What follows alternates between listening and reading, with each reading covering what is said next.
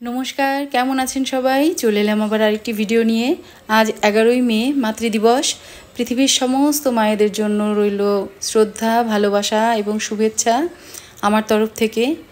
সমগ্র পৃথিবীতেই তো একটা যুদ্ধকালীন পরিস্থিতি তৈরি হয়েছে, যুদ্ধের ডামাডোল চলছে আর কি বলা চলে। তো সেই পরিস্থিতি এখন দেশের মধ্যেও তৈরি হয়েছে, আর সেটাই কিন্তু উদ্বেগের বিষয়, চিন্তার বিষয় হয়ে দাঁড়িয়েছে। আর আমাদের নিরাপদে রাখার জন্য, সুরক্ষা দেওয়ার জন্য সীমান্তে যে অতন্ত্র প্রহরীর মতো আমাদের সেনাবাহিনী রয়েছে, শুধু ভগবানের কাছে একটা জিনিসই প্রার্থনা করব, তারা যেন তাদের কর্তব্য কর্মটি সঠিকভাবে সম্পন্ন করে তারাও তাদের মা, তাদের পরিবারের কাছে যেন ফিরে আসে। তো আর যুদ্ধ নয়, শান্তি চাই, পৃথিবীতে শান্তি বর্ষিত হোক। তো যাই হোক, এই হলো আমার পুঁটি গাছ। দেখুন কতগুলো পুঁটি ধরেছে। ছাদে চলে এসেছিলাম গাছগুলোকে একটুখানি স্নান করানোর জন্য। এখন 11:30 বাজে, আর এই সময় গাছগুলোকে একটুখানি স্নান করিয়ে দিলে না, গাছগুলো সারাদিন খুব সতেজ থাকে। আর রোদের তো ভীষণ তাপ, সেই জন্য এই সময়টাতে আসা। নয়তো আমি রাত্রিবেলা দিই, আর নয় ভোরবেলা জল দিই। আর এদিকে দেখুন কি সুন্দর একটা গাঁদা ফুল হয়েছে, একদম চোখ ফেরানো যাচ্ছে না, এত সুন্দর রং। আর হয়েছে কিছু কুল। তো যাই হোক, চলে যাবো এখন নিচে। ওইদিকে মাকে বলেছিলাম যে মা একটুখানি মাছগুলো ধুয়ে দাও, তো মা মাছ টাছ ধুয়ে রেখেছিল। আজকে ইলিশ মাছ রান্না করব, আর সেটা রান্না করব মাইক্রো ওভেনে। তাহলে চলুন কীভাবে করি সেটা দেখা যাক।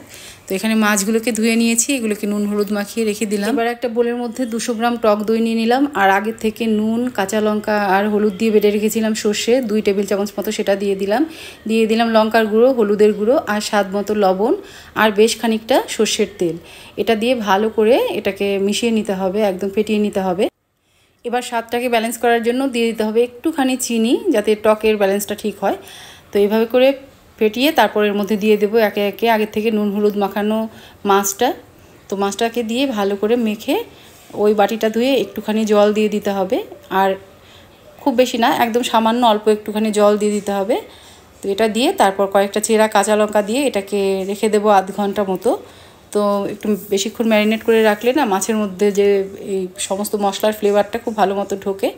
আর এমনিতেও মাইক্রো ওভেনে রান্না করলে না, এটার মানে স্বাদ গন্ধ সবটাই একদম অটুট থাকে, আর মাছটা এত নরম হয় কি বলবো। আর যাদের বাড়িতে মাইক্রো ওভেন আছে তারা অবশ্যই একবার করে হলেও ট্রাই করে দেখবেন। তো এবারে চলে এলাম মাইক্রো ওভেনে। এবার ওভেনটাকে 900 ডিগ্রিতে রেখে 8 মিনিট রান্না করে নিলেই ব্যাস হয়ে যাবে আমার ইলিশ মাছ রান্না।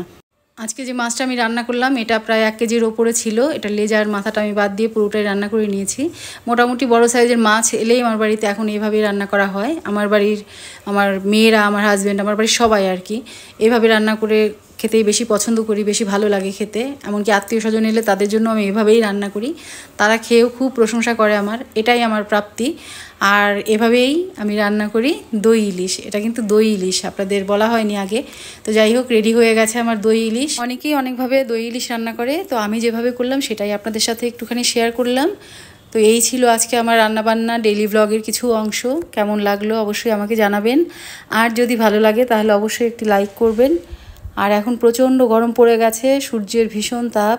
যদি বিশেষ প্রয়োজন না হয় তাহলে বাইরে যাবেন না, আর যদি যেতেই হয় তাহলে অবশ্যই ছাতা ব্যবহার করবেন। বেশি করে জল খাবেন, শরবত খাবেন, ডাবের জল খাবেন। সুস্থ থাকবেন, নিরাপদ থাকবেন।